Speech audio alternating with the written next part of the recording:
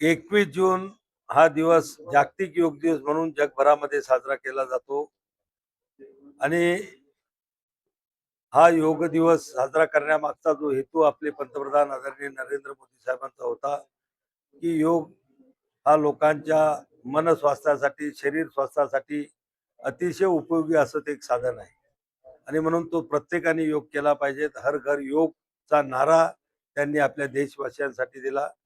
आज 21 जूनला जो कार्यक्रम होतो त्याचा 100 दिवस अगोदर काउंटडाऊन कार्यक्रम म्हणजे त्या 100व्या दिवसाची प्रचार आणि प्रसार करण्याचं काम आमचं मंत्रालय त्या ठिकाणी करतं.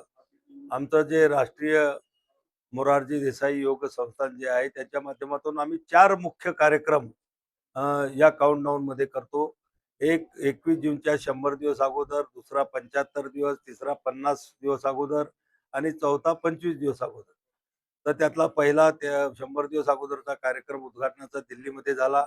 आता 75 दिवसाचा कार्यक्रम 7 एप्रिल रोजी आपल्या बुलढाणा जिल्ह्यातील जगप्रसिद्ध लोणारच्या खाऱ्या पाण्याचं जे सरोवर आहे त्या सरोवराच्या काठावरती आपण हा घेणार आहोत. या योगामध्ये जवळपास 6,000 ते 7,000 लोक सहभागी होणार आहेत.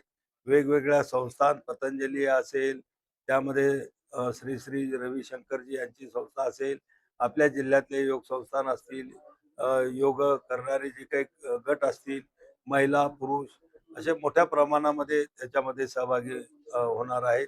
आतापर्यंत 4,000पेक्षा जास्त नोंदण्या झालेल्या आहेत आणि अजून शाळेचे विद्यार्थी, शासकीय लोक त्याच्यामध्ये येतील तो वेगळा. तर 7,000पेक्षाही जास्त लोक त्या ठिकाणी येतील.